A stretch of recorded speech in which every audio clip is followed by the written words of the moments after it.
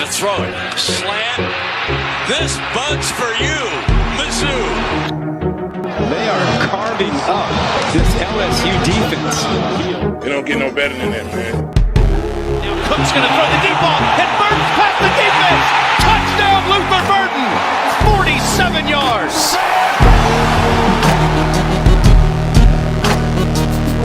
Good place. Kick is up. It is. Yes. Oh, a walk-off winner from 61. Harrison Mevis.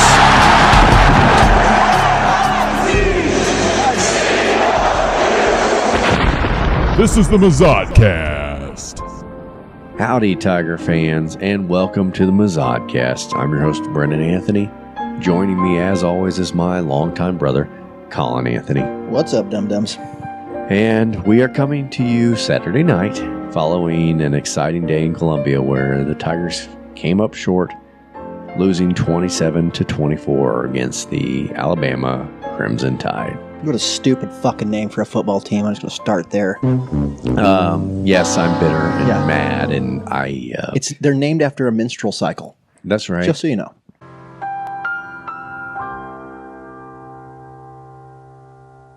And based on the fans on Twitter, the menstrual cycle is apt. Yeah. I will say this. The many, many titles and the cherished history that Alabama hasn't made their fans any smarter. Or classy. And, I wish they would all get flat tires on their way out of town. Fuck Alabama.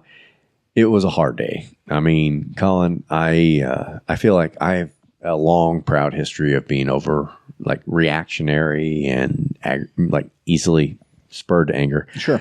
But I think fans are justified in being sort of full of rage after this very, very, very close loss. Yeah, ultimately because the game was so winnable. Yeah. You know, I feel like if you watch this game, you're going to have some problems with the coaches. Because, listen, Alabama is a good football team, obviously. We're a good football team, obviously. It was a very close game. I think even though we lost, I think from a national perspective, we're not hurt at all. Yeah. But it is frustrating. I mean, you just start with the stuff that everybody notices, which is we ran the ball very sparingly, considering we have Ahmad Hardy. We threw the ball a lot. And when we did throw, I didn't mind the throwing as much as I kind of minded the way we threw. Yeah. You know, they weren't very aggressive down the field. And, when we had to, I'm jumping way ahead here, but in late we needed a touchdown quick. And Alabama's in a soft prevent to prevent long passes. We were still completing them. Say his name for me, Brennan. Obade. I knew it's going to be tough. They're 1-on-1, and he's beating guys. And I'm like, where were those shots at any other part in the game? I feel like we're just running sort of this the shorter intermediate stuff and sort of playing it really safe in a lot of ways. It seems strange with throwing as much as we did, but I felt like, strangely enough, the play calling was a little conservative. It was a game where we spoke last week about how we needed to play our A game to win this, and we 100% did not bring our A game, and we put ourselves in a situation where our game plan was dictated by we were in catch-up mode. Ahmad Hardy, the running back, is our greatest asset. We knew it. Alabama knew it, and we put ourselves in a position where he was just not a factor in this game. And Alabama, they got a lead, or we got the lead, but they came back, and I just felt like we let them dictate the game. Well, I'll say this. So Zion Young, thank God he forced a fumble and had some sacks, because if he doesn't make the dumbest penalty in the history of fucking penalties at the very beginning, they don't score their first touchdown. Right. And how many points did we lose by? Escapes me now. 3. And take that off the board. He didn't even make the play. He goes and lords over the fucking defender that got rocked, having not even made the play, knowing full well that that's not allowed. Not allowed. It's never been allowed. It's not going to be allowed. Why are you doing it? And we get a fucking 15-yard, unsportsmanlike, automatic first down. The drive continues. Alabama scores. And it's just like, are you fucking kidding me? Because the opening drive, you're like, oh, yeah, this is what we want to see. We go out, we punch him in the mouth. Pribula runs a bunch, which I feel like maybe initially Mizzou throughout the season has kind of been sitting on that just a little bit. They have been. And for a couple of reasons. Sam Horn's been hurt, and also we haven't had the competition that required. Yeah, they're like, hey, yeah. And so they obviously had some design runs for him, and it worked out great, and he made a great throw to Norfleet, and it was working. And we just come out of the gates super hot, just the way you want to. And then Zion Young fucking squats squarely over the start of this game and drops the hottest fucking deuce you've ever seen. And I was ready to beat him with a tow rope.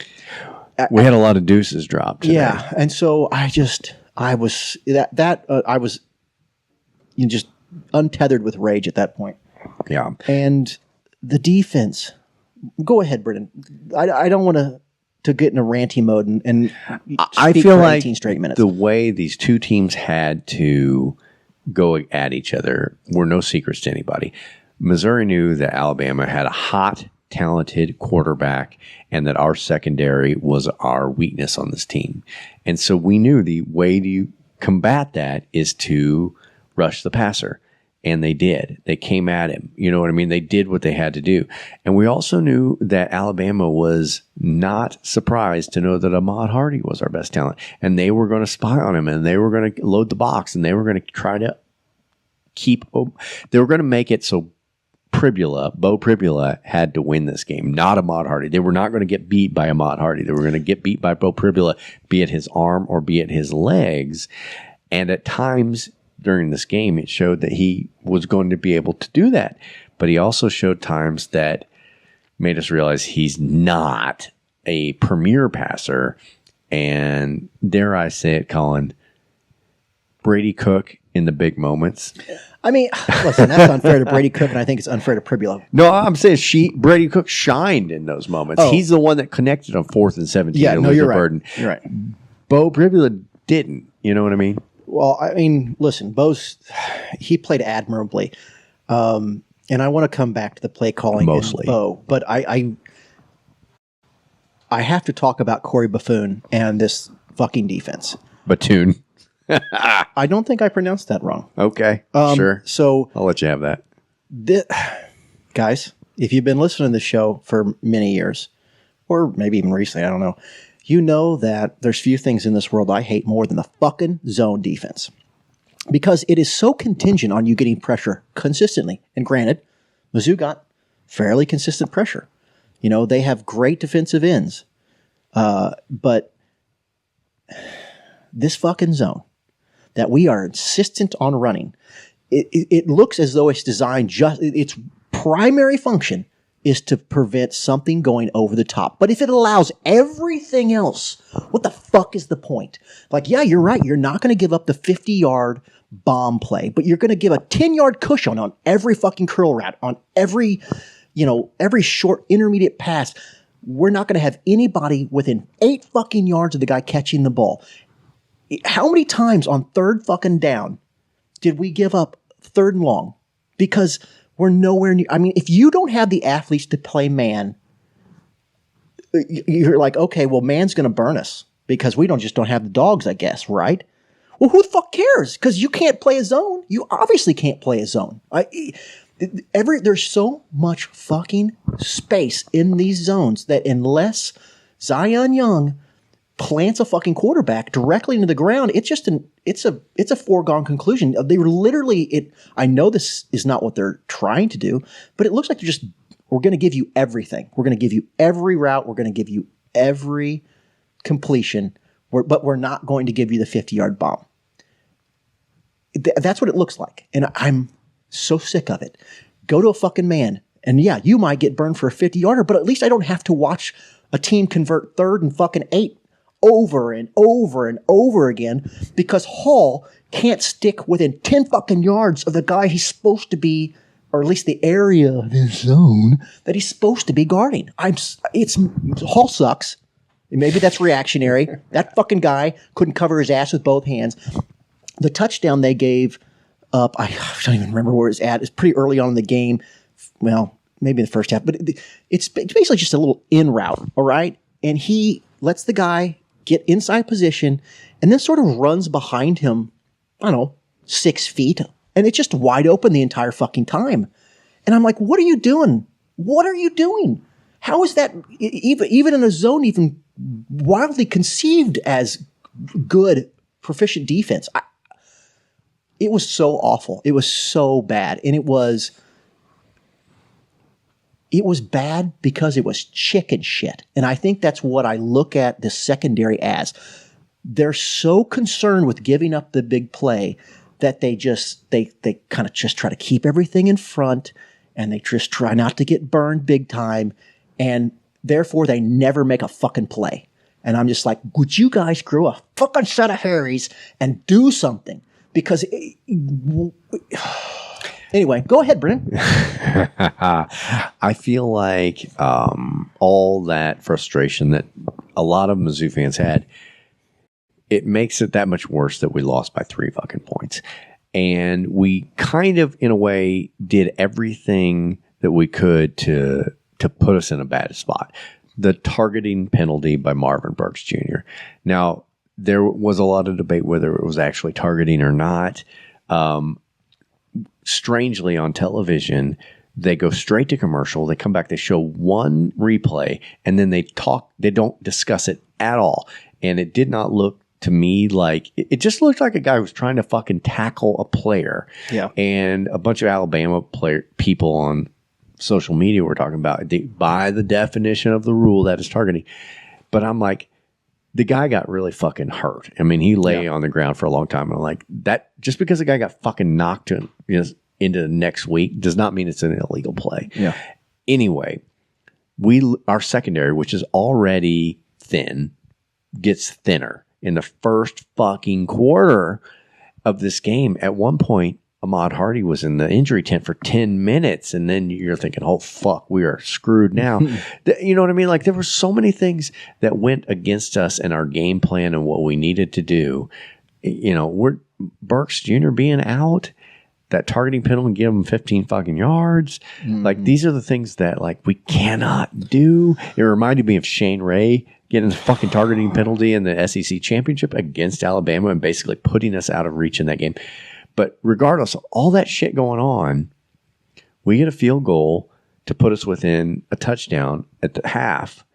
And it's, 17-10.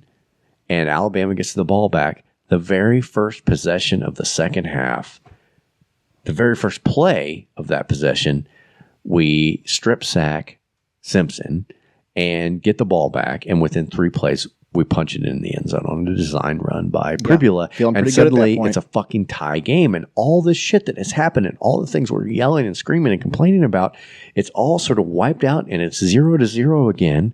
And suddenly we've got fucking life and we're getting to Simpson. And I think, for the longest time in this game, we were playing like we were scared of this team, that we'd heard all the hype and we were kind of chicken shit, like Colin said, on defense, but also on offense. I think we ran a very conservative offense and a very conservative scheme because we were just scared of these guys. But now we're getting to Simpson and they're having to punt. I want to just object to the we. Eli Drinkwitz in big games is scared. Go for it. Okay. But they played tight. And every now time we play a big opponent. We're in the third quarter now. We're tied up. We get a stop. We're in this thing. We do hold them to a field goal. They get a 20-17 point lead. We're kind of at that point by the time we get to the fourth quarter. And it's like, this team, this offense we have has potential to break one open. We see Jamal Roberts bust a long run. And we know that there's just one Ahmad Hardy broken tackle away from pulling ahead and being up like 24-20 over Bama. And it just doesn't happen. And beyond that, we let the fourth quarter, we let Alabama score. They go up 27-17. We go up by 10 points. Yeah, we couldn't get off on third down. We couldn't get off on fourth down. We had them, third and 28? I don't even remember what it was. Because they just knew. They're like, hey, you know what? Mizzou cannot stop us. They're, ultimately, if we can just protect the quarterback long enough, they're going to sit in this fucking miserable soft zone and we're just going to give us a first down. That's what we do. We can force them into a field goal. Then it's a 6-point lead, and this touchdown still beats them. But we can't. Third and forever. It doesn't fucking matter. They end up getting it. They end up going for it on fourth down. Mm-hmm. And then making it, of course, and then again another fourth down. The defense, frankly, was asked to do too much. Yep. But again, the secondary, and then they score this lollipop fucking touchdown. And Colin, I know you've got your own personal grievance against. I was ready to call ice on Rodriguez. I mean, he was in no man's land. He didn't go after the quarterback, and he didn't stick with his assignment, which was following that running back out of the backfield and covering him. They just left him wide open. He made the he swatted at it. Yeah, he made the effort of touching his side as he went by him. Yeah. But he didn't. It's almost like he touched his side and the guy just got away from him. He never intended to go with him. And you could see the safety next to him after the ball was complete. He's like, he puts his hands on his helmet like, what the fuck, man? And it's like, oh, Rodriguez decided to not play defense. He just stood in one place and he watched the quarterback. He didn't pursue the quarterback and he didn't pursue the running back. He just stood in the middle of the two of them doing fuck all. So By the way, Brendan, I just want to bring this up before I forget. We were 1 for 10 on third down efficiency. I wanted to make sure we got that in there. Yeah, let's note. Anyway, now we're under 3 minutes. We're down 2 scores, 10 points, and you think it's fucking over. You know what I mean? Like that was a fucking backbreaker. The long pass that Toriano Pride, I don't want to blame it on Toriano Pride. He was in coverage. He was where he was supposed to be. It was fourth down, that long fucking pass to get it. On third, I think it was 4th and 8. It was a perfectly thrown ball by Ty Simpson. I mean, this is why you're going up against a guy who's going to make your secondary look bad, even if you are bad, which we were bad. Yep. And but you think that's the backbreaker. There's never coming back from this. Well, guess what? Under 3 minutes, as we mentioned earlier in the show, Obade goes deep. Pribula hits him down to the 3-yard line. Very next play, he catches one in the end zone, middle of the field. And we're down 3. And then we go to a fourth down. We get the ball back. The defense steps up, gets fucking Alabama to punt. And suddenly, with under 2 minutes to go, we've got the ball back. And you feel like if we get in field goal range, we're taking this thing to overtime. I didn't think it was possible, but here we are again. As bad as we played, as many mistakes as we made, as many shitty penalties as we've seen referees fuck us on, here we are with a chance to tie this game. And at 1 4th down, Obade again fucking has an amazing catch on, able to move the chains, and you think this is it. We just got to get, I don't know, the 30-yard line, and this freshman kicker is going to make us fucking sweat our balls off, wondering if he can tie this thing up. But it never happens because Pribula sails a fucking pass. Second one of the game. Well, I'll say this on the first one. It was a bit of a sail. It wasn't a great throw, but who was he throwing to? Mississippi State kid. Yeah, Coleman. Coleman, miscommunication, not where he's supposed to be. Coleman hurt his ankle early in the game, but he was a fucking no-show otherwise. Yep, no-show for sure.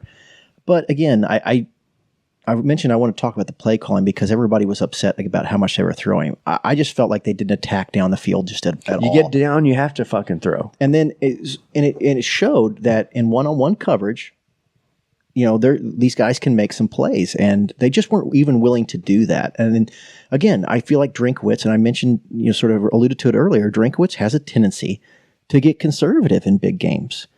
He gets tight, and he's going to have to stop. He can't play one way most weeks and then play a different way when you go thump them with the big boys. Listen, you're going to have to hang your big and hairies out there if you want to win these football games. And if you're not going to challenge a football team down the field until you're absolutely put in a desperation mode, then, you know, that's, and they're going to know it. I mean, pretty soon they're going to figure out that, like, hey, we don't have to worry about this team taking the top off. They're not interested in trying. And Pribula did not have a very good game, but he has shown the ability to throw down the field at times. Now, granted, Mizzou hasn't done a ton of it, but he's been accurate when he's been asked to do it. And I just feel like, you know, sometimes a long interception is as good as a punt. So if you're just going to, you know, throw underneath into the fucking flat and watch it get blown up and, you know, for a 3-yard completion, and it's just, I mean, we couldn't convert on third down with Ahmad Hardy. on your roster. Half the time we didn't try. One of the most important ones, we took it to Roberts, who's not a bad back, obviously, but Ahmad Hardy is our fucking bread and butter, and we didn't even use him. Yeah, I mean, there's a lot of things to be fucking pissed. I think in retrospect, I think the coaches are going to go back and this week, and they're going to watch this film, and they're going to go, this one is on us. Yeah. This one is on us. The play calling was conservative and didn't make a whole lot of sense. It was very pass heavy but not particularly aggressive. I mean, it feels strange to say that, but I was like, for as much as they threw, I just feel like they just didn't challenge this Alabama defense all that much. And then on defense, they're playing this chintzy fucking soft zone, scared to death of what Alabama might do to them while Alabama's doing it to them. Like, I just feel like they're trying to fuck with a half-limb dick. And exactly. They're like, man, I hope this, it's like they're in prison. They're like, man, I hope my cellmate doesn't fuck me in my asshole. So I'm just going to let him fuck me in my mouth. Yeah. Like, you're still getting fucked in your mouth. It's not a win. I mean, I guess your asshole stayed nice and undamaged. But I mean, like, I think my beef with Drinkwitz in general, and it's not a big beef because he's taken us. We're in a place where we expected to beat Alabama. We were competitive in this game we could for all of this. But he is a fucking guaranteed premier program builder. He's a program builder, no question. He knows how to fucking navigate the portal. He knows how to navigate NIL. He's a program builder. He's good with the media, all that shit.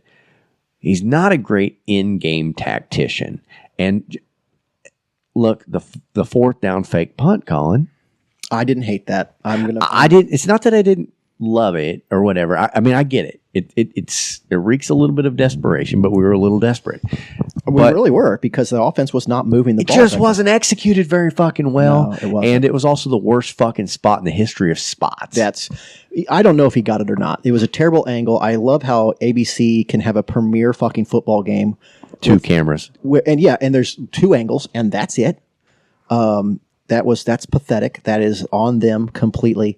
But the spot they gave him was 6 feet behind the first down. And it's like, whatever it was close. It was, I mean, to be off by 6 fucking feet, the spot they gave him was insane. And so, like I said, I'm not saying he got the first down or he didn't. I'm just saying the initial spot the fucking official gave him was ridiculous. Yeah, I mean, if we're talking about ABC and bullshit, I mean, why the fuck was this an 11 a.m. game? This was one of the best games in the fucking country this weekend. Yeah. And I just don't understand. I really don't understand the fucking shit Mizzou takes for being like mid all the time.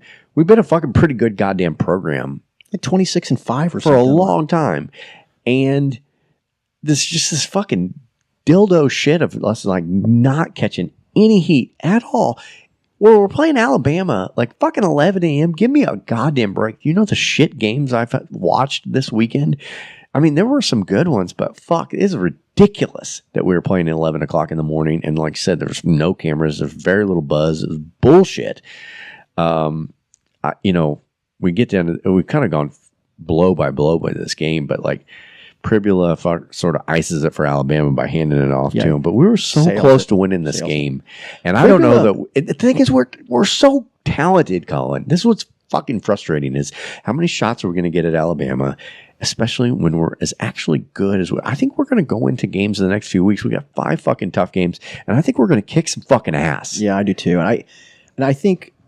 if there's an upside, if you're a Mizzou fan right now, it's like this game was close, and it was against Alabama, and that has not been the case. And Alabama's on the fucking rise, no doubt. And so this is Mizzou. What they did today is prove they have a tremendous roster, and I don't think there's any question in my mind at this point that they're a playoff team. You know, what I mean, even if they don't make the playoffs, they are easily have the roster to compete at that level. Yeah, and I think you're going to, this outcome, even though it's a loss, I can't imagine denigrates what people think about Mizzou at all.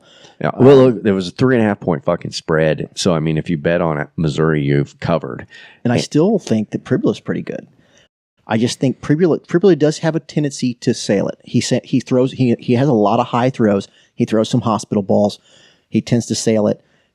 So there's some work there. But I think ultimately, Pribula's still the guy, and he's he didn't have his best game today. But how much of that is on him? The coaches put you in these circumstances and they give you a playbook, and certainly on the first possession when that is scripted, it looked great.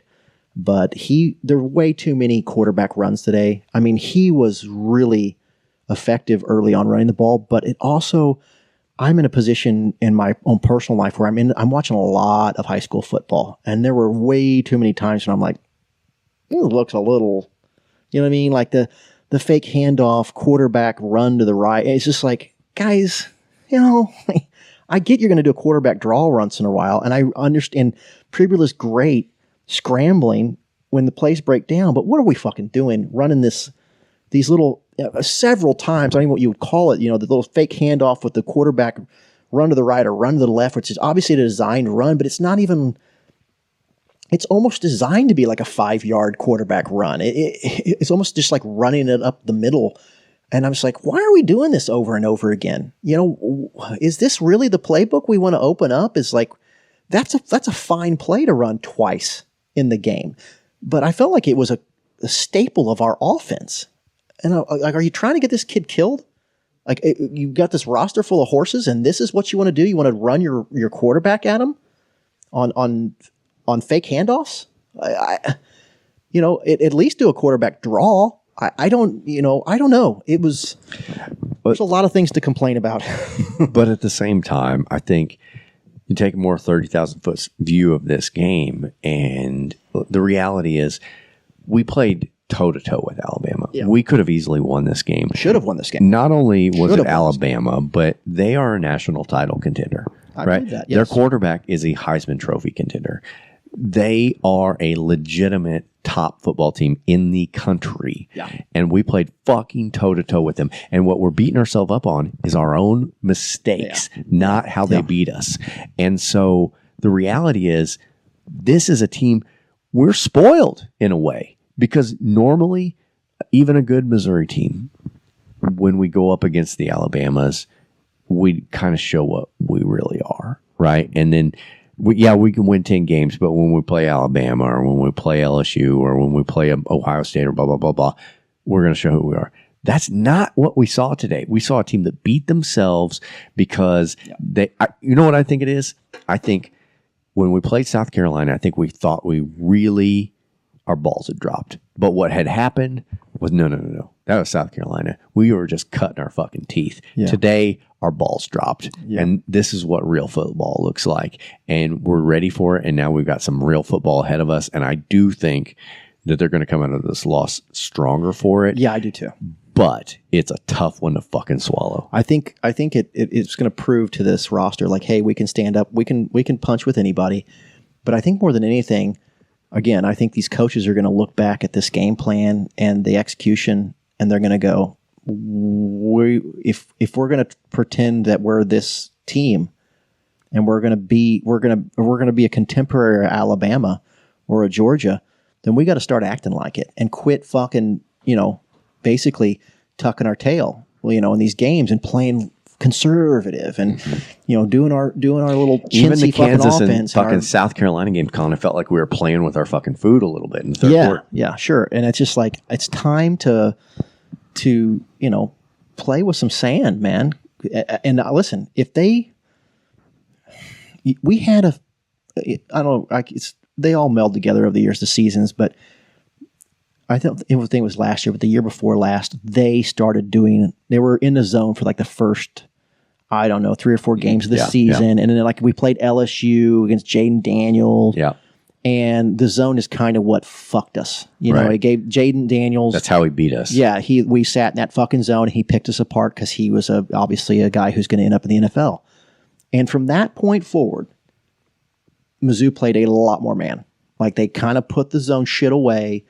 And it's not that they didn't ever play zone, but it quit being like sort of the preeminent defense they tried to go with. And they started playing man, and lo and behold, the defense got a lot better. And I'm hoping for that now because I've been complaining about this fucking zone since the beginning of the season, and it's finally bit us in the ass enough that I'm hoping they'll just be like, listen, consequences be damned. we're going to play man. And yeah, man is dangerous because you turn your back's to the quarterback. So if he scrambles, he's going to get a big old chunk of yards. And yeah, you're in man. And if somebody puts a double move on you or you take a bad step, you could get beat over the top. That's true. It's a gamble. But fuck it, man. Like, are we trying to win? Or are we trying to win because the zone ain't working? My only concern about that, Colin, is after Sellers beat us up on defense in that South Carolina game, Drinkwitz went into the fucking press conference and bitched about the zone defense, and he said he was going to ball out his, defensive coordinators and secondary unit and everything like that. And then here we are. Nothing's fucking changed. Yeah, bitching about a zone, bitching about the softest. I mean, it looks like a prevent zone. The cushions are so enormous for these receivers, and maybe they're not supposed to be. Maybe that's Hall's decision to never be within a 6-foot vicinity of the person they're throwing to. I mean, it's an odd choice, but I don't know. He's either really, really bad at football, or this is a really, really bad decision in how to attack this team. So anyway, I don't know. We've probably bitched enough. Yeah, I think we should take our first break because we have a lot of voicemails, as you might imagine. Yeah. And we want to get through those, and I'm sure it's going to spur more conversation. And then, of course, there was a lot of other interesting football in the SEC. So we're going to go around the horn. We'll bring it all to you after we come back. This is the Mizzoucast.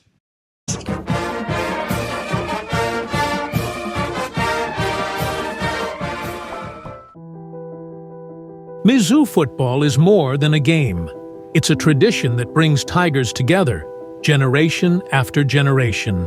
And for decades, one of the simplest traditions has been a symbol of our shared experience, the communal trough urinals.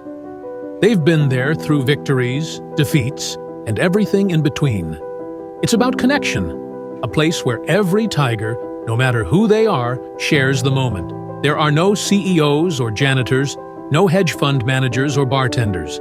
There are only Tigers, standing shoulder to shoulder, united in relief and camaraderie, holding on to hope and their manhood. But now, this unique piece of our history is under threat. Modern renovations could send this tradition down the drain forever. Don't let part of what makes Mizzou special be lost. We win together, we lose together, and by God, we urinate together. Join the movement and sign our petition entitled Save Mizzou's Trough Urinals at change.org, because you can't flush tradition.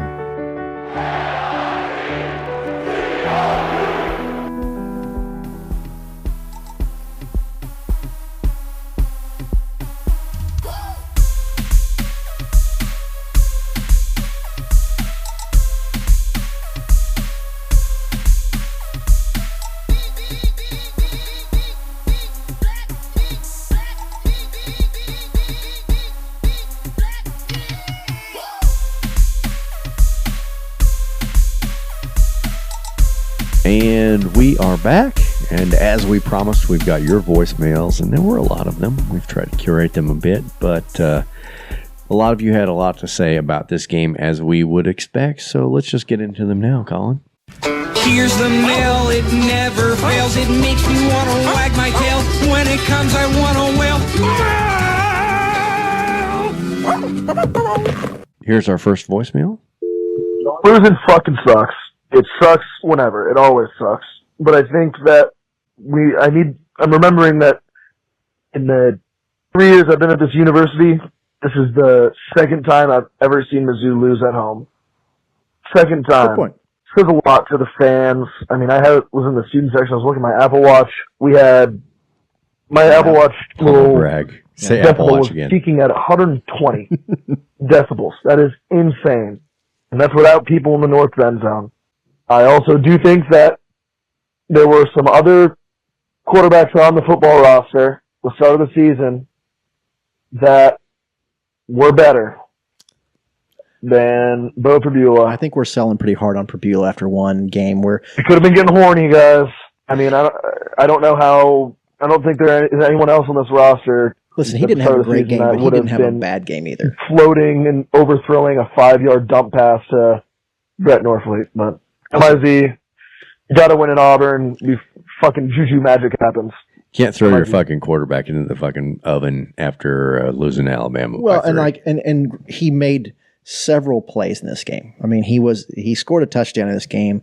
He converted some first downs in this game. He made some big throws in this game. You know, he also made some mistakes in this game. So I think it's a little early to sell on Perbula. I think it's also sort of maybe a little bit wishful thinking to think Horn or Zollers is going to change the outcome of how this. I mean, we were 5-0 going in this game. Horn's destiny is to be what if. Yeah, that's who he is.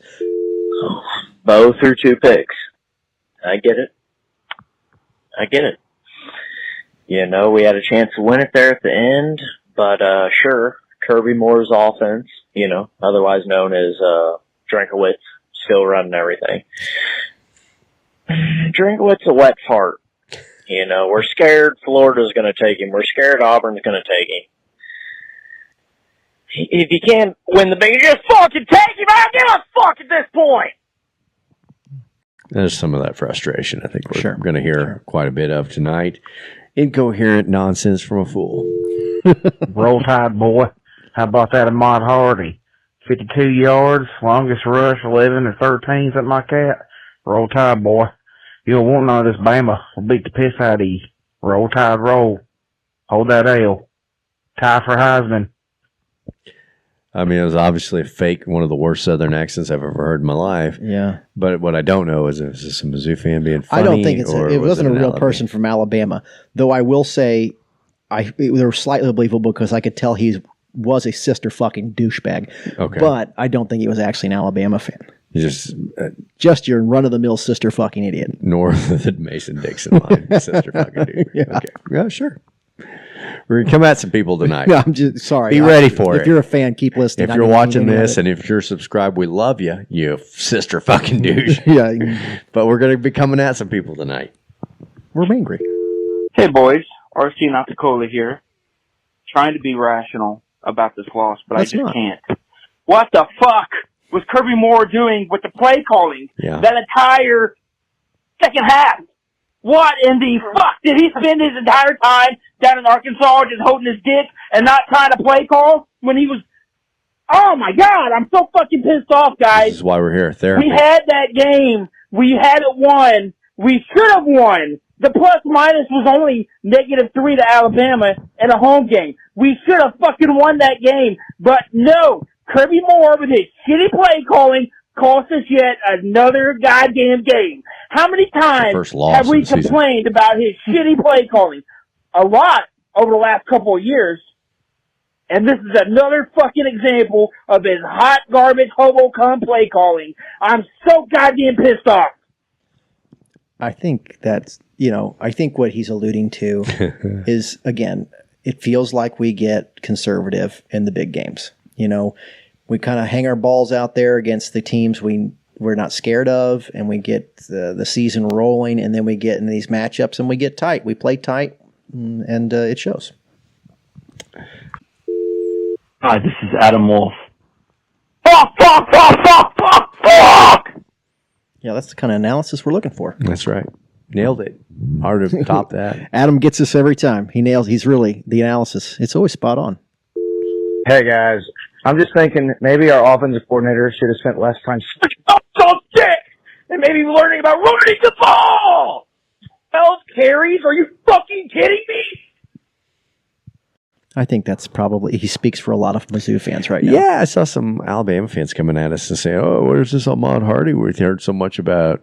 Only 50-some yards. I'm like, yeah, the fucking guy barely had the ball. Yeah. I mean, when he ran it because he's good.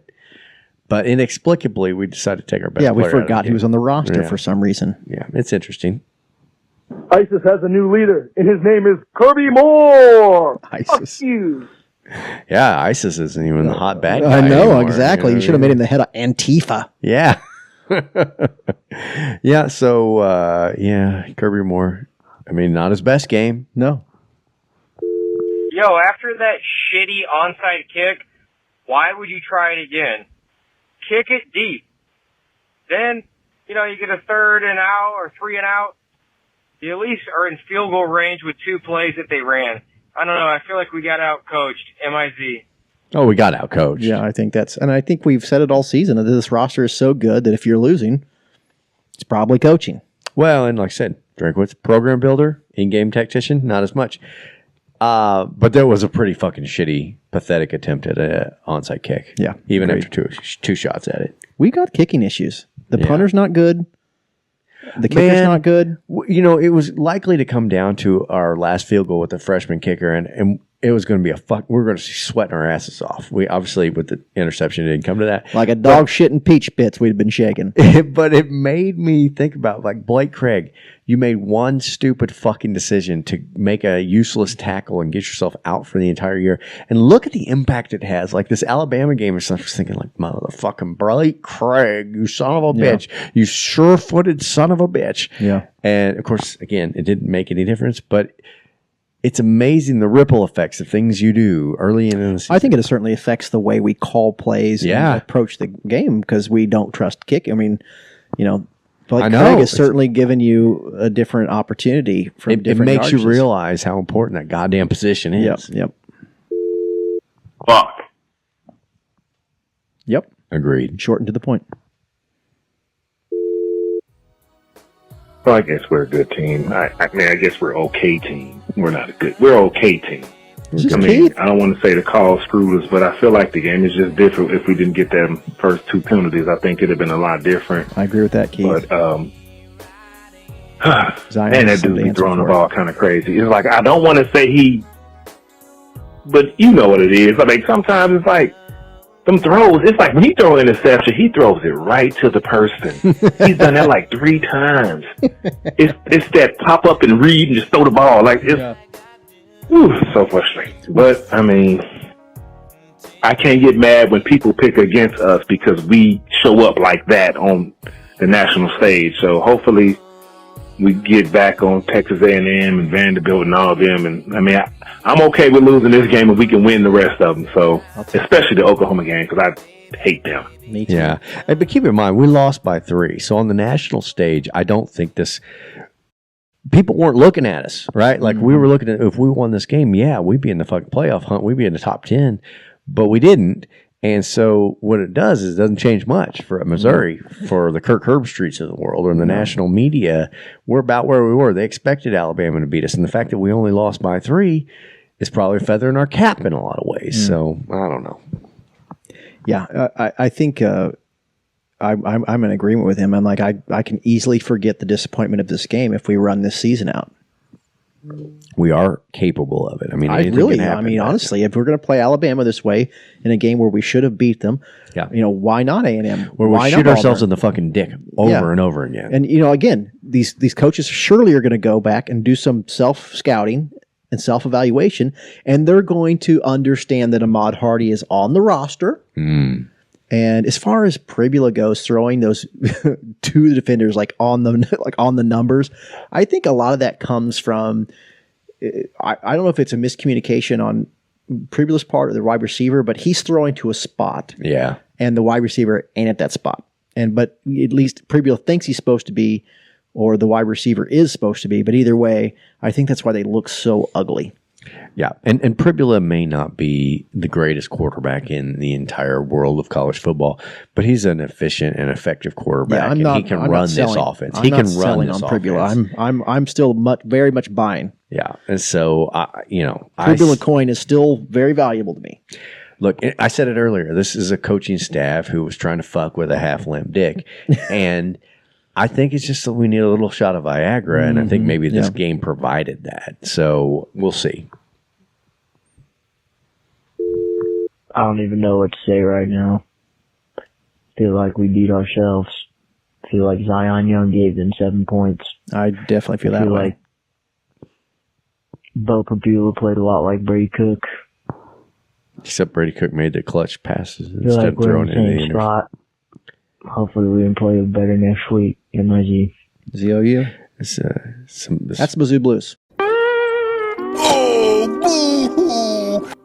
Yeah, I was going to say, first touch of Mizzou Blues we've been hearing this year. Yeah, we've had all these wins. It's looked fantastic.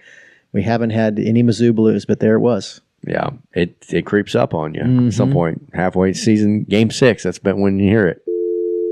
This sucks so much. This is a gateway game. Win this and we're in control. Lose this, now we have to go perfect. Kirby Moore decided to shut the fuck up and not even learn how to call an offense anymore. It's ridiculous. Our secondary sucks.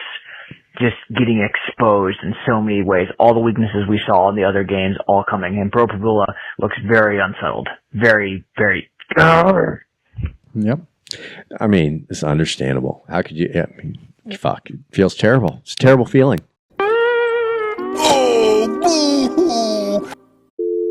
For the first time in a long time, I'm embarrassed. I'm embarrassed that our coaching staff is incompetent. I'm embarrassed that we got doubled up on time of possession. I'm embarrassed that Eli doesn't know to call a timeout on your own goal line on 4th down when your defense is standing out there literally holding their fucking dicks and doing nothing. I'm embarrassed that we have a bunch of good goddamn fucking players who don't know what the fuck they're doing out there because the coaching staff is incompetent. And I'm embarrassed that this shitty Alabama team, who's definitely going to lose more games and not make the playoffs, beat us at our place. It's hot fucking hobo cum water. Hobo cum.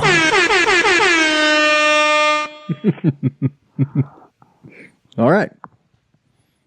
Well said. You fucking suck, Drake. You got outcoached yet fucking again. God damn it. At least you didn't completely shit our fucking pants. But god damn it, he was out fucking coached today. What the fuck was that goddamn 4th and 4 call? I don't care what the review said. It was a bullshit setup, and he set us up to fail. Yet again.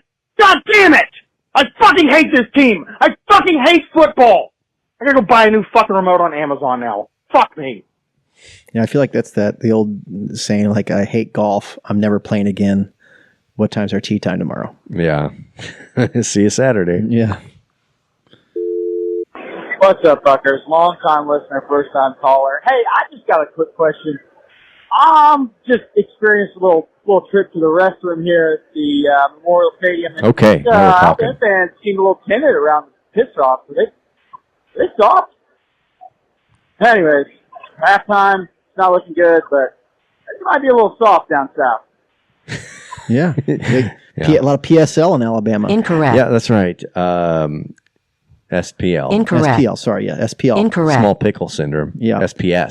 That SPS. So, Brendan, really butchered that. Yeah, we fucked that up. So, SPS is what he's alluding to. Yeah. Which is small pickle syndrome, which anytime that's part of you the hear deal. someone complain about the troughs, it just means they've got a tiny cock. Yeah. And it's why me and Brendan fight so hard for troughs, because we have giant swinging, dripping hogs. Yep. And we want to everybody to be able to see them. And so we're really troughers. But and I feel like what this guy's saying is, like, there's a lot of Alabama fans at that game today, and there's a lot of small pickle syndrome in the stadium. Yeah. Coincidence? I think not. If you have meaty vein snakes like us, a lot of Mizzou fans. Big, throbbing, purple-headed warriors. The troughs are not a problem. Big, you know what I mean? Veiny, girthy. They're not so much problem. Baby's arms holding a plum. You know what I mean? Right. They're not problems so much as an opportunity. And if you're an Alabama fan, apparently, and you got the SPS, you probably aren't a trough fan. Yep, agreed. Well, boys, it's halftime, and the offense looks like hot garbage. Garbage. Zion Young handing the Crimson Tide a fucking touchdown drive. 30 minutes to see if I kill myself or masturbate in public. We'll see. MIZ. Why not both? That's right. You got to do one first, then the other. He's got to take some more. Just take some planning. There's a specific timeline. Yeah, on don't let Kirby Moore do the planning for you, or you'll fuck it up. Well, whenever you all are dissecting the latest Eli Drinkwitz pants shitting game, make sure you mention this god-awful punter. Holy cow, he's only good for like 20 yards. We let Alabama have a lot of good field position. I will say that. The kicking game's not great right now. That's for sure. Punter wasn't impressive. No. All right. Well, I mean, there was some complaining, there was some screaming, there was some yelling, there was some cussing, but honestly, I expected worse, Colin. Yeah. This has been the Mizzou mailbag. So, as we mentioned, there was a lot of interesting football going on this week outside of Columbia, Missouri. So, we're going to bring it to you now. And it's time to go around the horn with the SEC. We break our bread at Waffle House. Our teams are pretty good. We even play some basketball when Jesus says we should. So, pour a little bourbon and repeat right after me. We built a church for Saturdays and called it SEC. Loves football. And Colin, would you fire up the Paul Feinbot? Will do.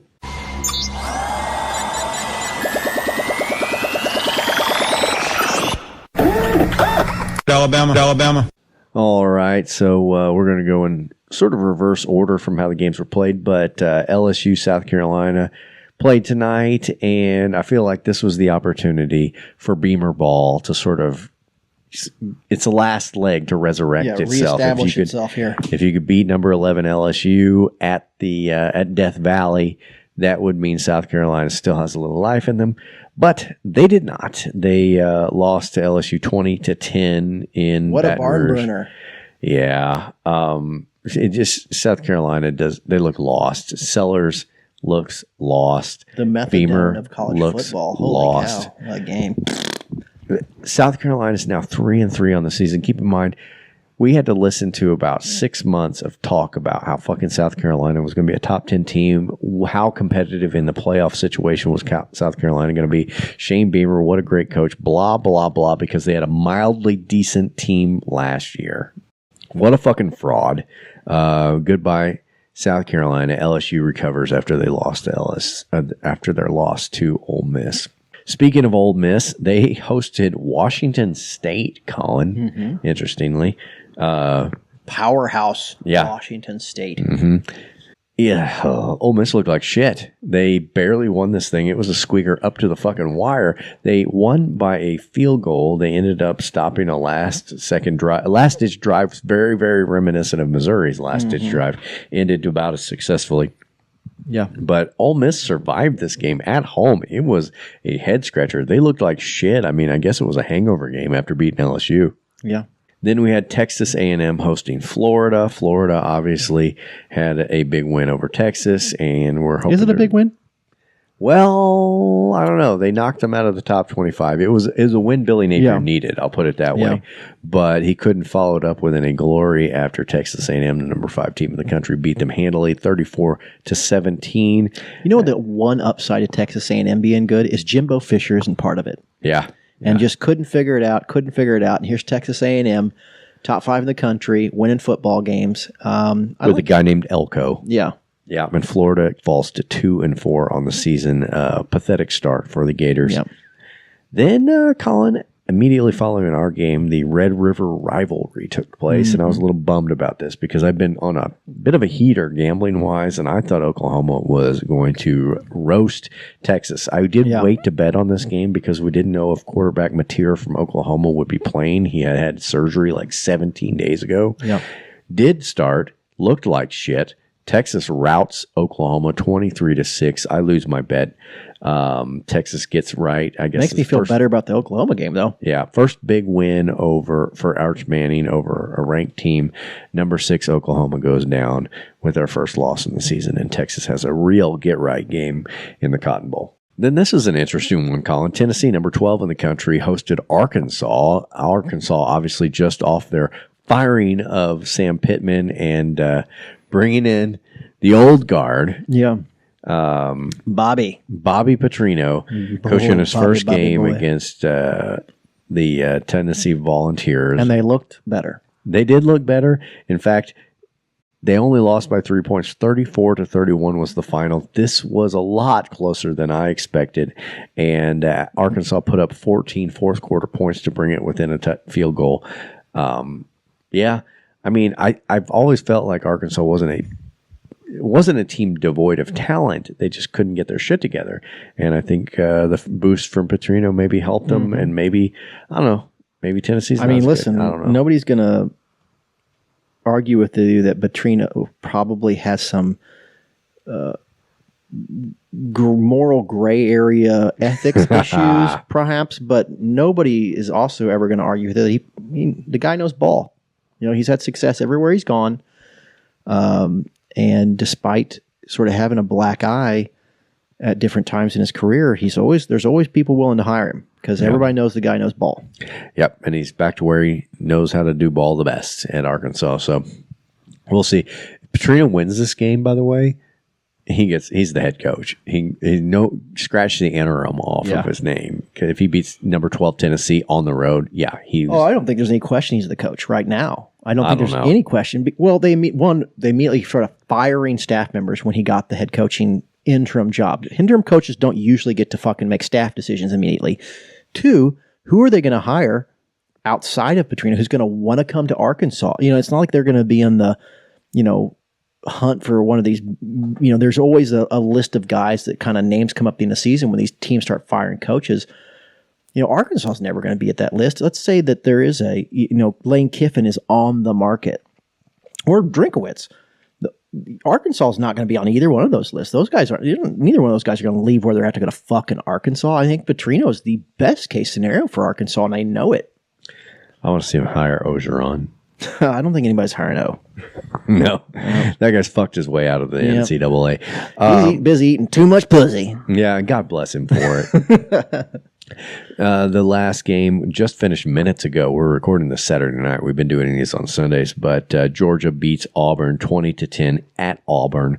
Auburn led through the first half and looked a lot more solid. Hugh Freeze, I just cannot get over every time they show him, Colin. He looks like he's a raging alcoholic, he's just aging he's a reverse Benjamin Button. You know what I mean? Like that guy's fucking aging. So he's like just crazy. aging. Yes, but at an accelerated pace. I don't know what it is. It's either he's an outraging alcoholic or he just really some bloated, terrible blood pressure issues. Just like red faced and bloated. He just eats salt, just pure sodium bloat. Yeah, exactly. He looks bad. I spent a lot of time in a tanning bed. They're 3-3. They are on Missouri's radar coming up next. So let's get them. To see. Yeah, let's fucking get them. A team, I think we see it with Arkansas because we play them late in the season every year. A team can be better than what you see out of them, but there's a point in the season where they do just their will breaks, and then you get the worst version of them. And that and I think coming off of this, if there's one upside to the Alabama loss, I think that you're going to hopefully see a very motivated Mizzou team be like, fuck that. That's what I'm saying. We let one get away Viagra there. They need. Yeah. So obviously, Alabama. Because we've been pushing rope in this game. Yeah, we did. Alabama beat Missouri 27-24. So let's move forward to next week and see what we're looking at in the SEC. Oklahoma, where the wind comes sweeping across the plains. They're coming off their loss to Texas in the Red River rivalry. Will be at South Carolina. Give me Oklahoma. Just lost to LSU. There's no lines out where it's too early for us to have lines. Yep. But we have to think Oklahoma's going to be heavily favored in this game. LSU now will be facing Vanderbilt, who had a bye week this week. Vanderbilt's still looking good, number 20 in the country, even after their loss to Alabama. Another tough Any opponent. word whether Pavia got in the argument with a fan of the bye? Yeah, I've not heard anything out of Pavia, which is probably by design. Yeah. Did he escort his mom on a date with Theo Vaughn? Yeah. Did he guide Theo Vaughn's member into his mother? He sat in the cuck chair while it happened. Texas is going to Kentucky to absolutely slide their veiny meat muscle into the Kentucky Wildcats in the Kroger grocery store stadium field. Yeah. And that should be an ugly one for Texas to get right. Again, after their big win over Oklahoma, Arch Manning's trying to establish himself as a real quarterback. Ole Miss, after their ugly win over Washington State, will be coming to Athens to play Georgia. This will probably be one of the top games in the country next weekend. It's one of the. I feel like Ole Miss had its prove-it game against LSU, but we'll see. I don't think LSU's that good. I think Georgia's going to thump them. What do you think, Paul? I think Georgia is going to win. Yeah. I agree. Yeah, that's to be expected. I expect them to be favored at home, obviously Georgia, but I don't know. The Ole Miss that showed up this weekend doesn't beat Georgia, but the Ole Miss that beat who? LSU, who's great. It's not been great. It has not been great. They've not been bad, but they have not been great. So the Ole Miss's fucking giant cap feather is a win against a not been great team. Yeah, well, they'll have a chance to show themselves this now weekend. if they beat Georgia, that's something. They're one of the last undefeated, so we'll see what happens. It'll be, like I said, one of the top games in the conference. Texas A&M, now number 5 in the country, will be at Arkansas, so this will be another opportunity. Arkansas's got a tough schedule. Arkansas looks like shit. They fired their coach. They play one battering ram after another. They're going to lose this motherfucker, too. Petrino's got a tough row to hoe after his tough thumping at Tennessee. Well, it wasn't a tough thumping. They lost by 3, but they're lost to Tennessee. They're looking at another one, bringing Texas A&M to town. And then the Florida Gators, who, sitting on a 2-4 record, hosting Mississippi State, who is at 4-2 and has looked much better than I think a lot of people expected this year. Not great, but this should be an interesting game. I still expect Florida will be favored in this one, just simply based on their win over Texas. I think that they're going to be regarded on another level compared to Mississippi State. That Tennessee team we talked about earlier, they're coming to Alabama, and this will be another of the top games of the country next week. I think this will be a real proving match for Tennessee to see what they can do against this Alabama team. I think this will tell you who Tennessee is. If Tennessee gets throttled, then they're nobody. If they win close, they're somebody. If they beat Texas, they're really somebody. Well, they're playing Alabama. Beat Alabama. My apologies. Yeah. And then the final game we have on the docket is number 14, Missouri, going on the road for the first time all year long to Auburn. And, we need this win badly. I can't wait to play Hitler or Hugh Freeze. Yeah. Yeah, it's a tough one. If you're not familiar with the show, if you haven't been with us long, we play a little game called Hitler or Hugh Freeze, where Hugh Freeze is full of shit. He loves to just quote blobbity-blah nonsense that sounds, lofty, but doesn't really mean anything. So we will ask our fans to guess whether the quote we give you came from one Hugh Freeze or one Adolf Hitler. And that's tougher than you think. Yeah. All righty. So that's it for the SEC next week. It will be pretty telling, especially for our Missouri Tigers going on the road for the first time, Colin. Agreed. So the final segment we like to do each and every week is to give out a few awards. And I have a candidate, Colin, for our first award, TJ Moe's Douche of the Week. Oh, good. Douche of the Week. Go ahead. So I don't know how steeped in college football you were this week, Colin, but Brennan, not as steep as I'd like to be. I actually had to watch the first half of this Mizzou's football game on my phone because I was parking cars at a lesbian wedding. Expand on that for the listeners, would you, Colin? Let's not. Parking cars at a lesbian wedding. I'm just going to ask, Subaru quotient high? It's as expected. Yeah. Okay.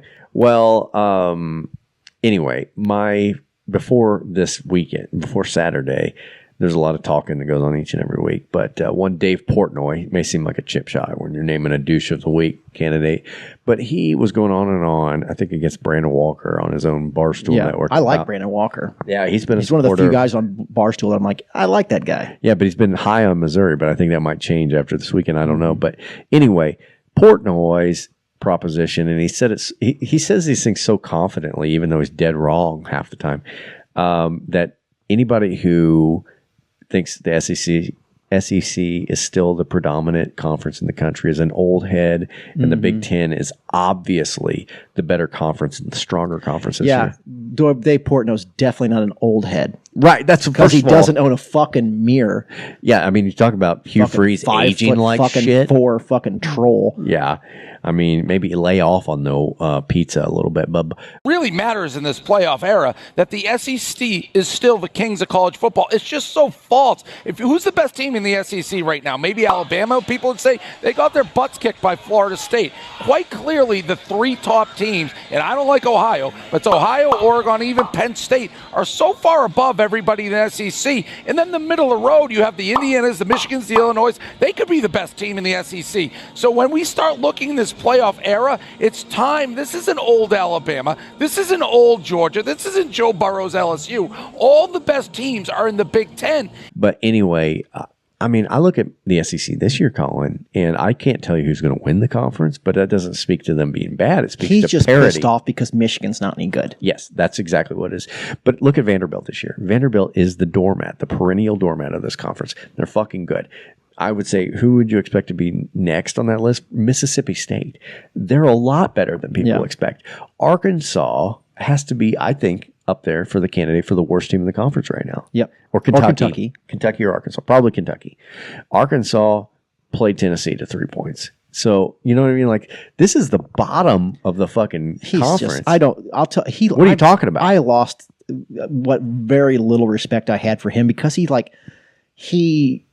don't know, I didn't even remember what it was about, but he talked a little shit on Donald Trump a couple weeks ago. And of course, the Trump supporters went after his nuts, and he spent literally the last 4 months trying to win them back, saying sort of stuff that they want to hear. And it's pretty clear he has no conviction in any of the things he's saying. He's just wants to make sure he's not lost, any viewership. You know what I mean? He's trying to serve all masters. I'm stand on your fucking, you want to talk some shit, stand on it, buddy. But instead, he's just been trying to fucking placate the whole time. So I'm man, whatever side of the political spectrum you're on, if you're going to plant your fucking flag, then hold on to that flag, you chicken shit. Don't fucking backtrack. So I don't want to hear it out of that cocksucker, fucking limp dick, spineless, cocky piece of fucking 4'10" shit. There you go. I like it. And Until I like Dave Portnoy. He was full of shit this week, and fuck the Big Ten. They suck. And the SEC still is a preeminent conference, top to bottom. Dave Portnoy, as far as I'm concerned, you're the douche of the week. Yeah. Douche of the week. I feel like Dave Portnoy says something once a week. I mean, he is a layup. I mean, obviously, it's TJ Moe's profile has become so low that the crazy nonsense shit that he says about not about politics. This is TJ Moe's douche of the week has nothing to do with his politics and everything he's to do a bad with teammate, piece of shit, piece of fucking gutless piece of shit. But all his teammates hate him. Yeah, and it's but so I don't even see the things he says anymore because he just doesn't even get into the ether. But he's always a layup. If you couldn't find somebody, you can just always go to TJ Moe's fucking Twitter wall and find something douchey. Yeah. And Portnoy is that. If you want to find somebody saying something douchey every week, and sometimes we have trouble finding good candidates, Portnoy is a layup. Yeah, well, thanks. Douche of the week. We have a tough one this week, Colin. It's the Kirk Farmer's Hair player of the game. Now it's time for Kirk Farmer's Hair player of the game. This is a loss. It's always tougher in a loss situation. Obviously, Ahmad Hardy 3 weeks in a row wins the Golden Locks. Not this week. Who do you have? I got the freshman wide receiver. Say his name for us. Obade. Yeah. Because on this offense where I didn't feel like a lot of guys really stepped up to the plate and looked like they were ready to answer the bell, he was. Yeah, and particularly in the last minute and 37 seconds of the game, really. I mean, that's when he made his presence felt with 3 consecutive. The moment was not too big for that kid. 3 of the biggest passes happened in consecutive order, and they all went to him. Mm-hmm. And in a day where Kevin Coleman was not around. With Alabama's best corner on him. Yeah, and and credit to Pribula on the throws. Yeah, sure. They were good throws. And look, but Pribula made too many mistakes to win the award. No, obviously, but all this kid did was step up when the lights were brightest. And Colin mentioned that there were a lot of things that Pribula did well, and I think we didn't even really touch on the fact that opening drive that Missouri had was so well scripted and perfectly executed. His throw to Norfleet that ended up with the touchdown, that was a beautifully thrown ball. Sure. I mean, it was put in a place where only Norfleet can get it. Obviously, when you've got an enormous tight end, it's a lot easier to do, but it was perfectly thrown. But yeah, Obade, he's my candidate too. Yeah. I mean, in a day where there were, I think the defensive line had a few really standout performances. Wilson. And I think it's time that Drinkwitz start making him a little more a feature of this offense, because he's had some really nice plays up until this point, and he needs more snaps because there are some wide receivers on this team that are MIA. Yeah, you want to name them? Well, Manning, for certain. Like, that kid can't get on. I thought he was going to be the heir apparent, and he can't even get on the fucking field. Yeah. Yeah. No, I mean, we aren't in a position to tie this game if it's not for the receptions of Obleday. True freshman, very exciting to see, very talented. Happy that he was able to step up when we needed him, even though it wasn't quite enough, and happy to award him the Golden Locks. He is the Kirk Farmer's Mazel tov. Player of the game. So that'll do it, Colin. Obviously, we have another big one at Auburn. I mean, Auburn has not been the team that Alabama has been this year, but it's on the road in a really tough environment. The Tigers have not been on the road all year long, so it's a new experience for them. This is a big one. I mean, you come out of here, you get a win at Auburn, you go 2-1 in conference with your only loss against one of the top teams in the conference in the country. I think you're doing fine, but you got to get the win. Yeah. I mean, we're in a position now because of that loss. We got to win it all. We got to win. If And we there's want to keep our not a expectations team high. on our schedule left that we can't beat. And I know A&M's good, but we can beat A&M. I'm not saying we will beat A&M, but I'm saying we can. We have Oklahoma's a team that can good. beat A&M. We can beat Oklahoma. We can beat Oklahoma. There's not a team left on this schedule that Mizzou doesn't have the ability to play with and beat. What we don't know is, are we going to, put ourselves in a position to win, coaches? Are we going to get stupid taunting penalties? Are we going to get targeting calls at the worst possible time? Are we going to throw sailed passes for interceptions? Yeah. Or are we going to step up and play like we're capable of? Yep. So till then, we'll find out.